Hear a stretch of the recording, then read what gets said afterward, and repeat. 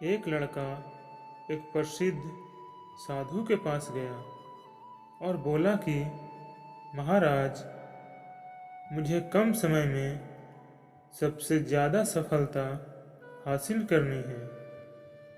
मैं नीचे से शुरू नहीं करना चाहता हूँ। मुझे कोई ऐसा उपाय बताएं जिससे कि मैं सीधे मेरे लक्ष्य पर पहुँच जाऊँ। साधु ने कहा, ठीक है, मैं तुम्हें उपाय तो बता दूंगा, लेकिन इससे पहले मेरा एक काम कर दो। मेरे इस बगीचे में से एक सबसे सुंदर फूल तोड़ कर ले आओ, लेकिन ध्यान रखना, मेरी एक शर्त है। यदि तुम एक बार आगे निकल जाओ तो फिर पीछे मुड़कर तुम दोबारा फूल नहीं तोड़ सकते हो। लड़का बोला, ठीक है महाराज, यह तो मेरे लिए छोटा सा काम है। मैं अभी एक सुंदर सा फूल तोड़ कर ले आता हूँ।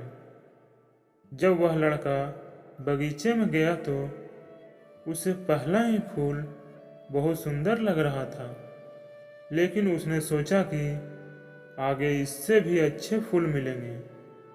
लड़का और आगे बढ़ा तो उसे एक से बढ़कर एक सुंदर फूल दिख रहे थे, लेकिन वह अच्छे से अच्छा फूल देखने के लिए आगे बढ़ता रहा।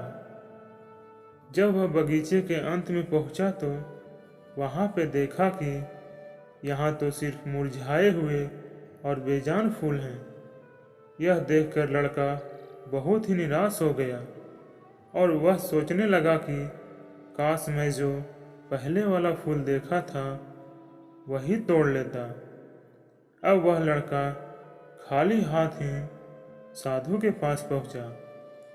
साधु ने उसे खाली हाथ देखकर बोले कि ये क्या, तुम फूल लेकर नहीं आए?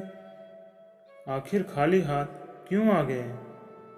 लड़के ने कहा, महाराज, बाग में फूल तो बहुत अच्छे अच्छे और सुंदर भी थे, लेकिन मैं सबसे सुंदर फूल की चाहत में आगे बढ़ता रहा और अंत में मैं बगीचे के किनारे तक पहुंच गया।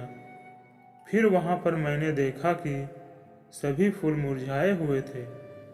इस वजह से मुझे खाली हाथ ही आना पड़ा, क्योंकि वे फूल सुंदर नहीं थे।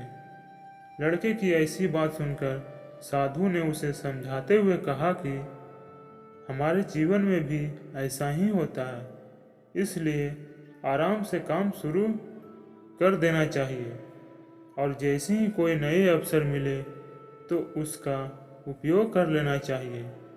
ज़्यादा अच्छे अवसर के चक्कर में हाथ आए अवसर भी पीछे छूट जाती है और फिर हमें पछतावा के अलावा कुछ नहीं मिलता।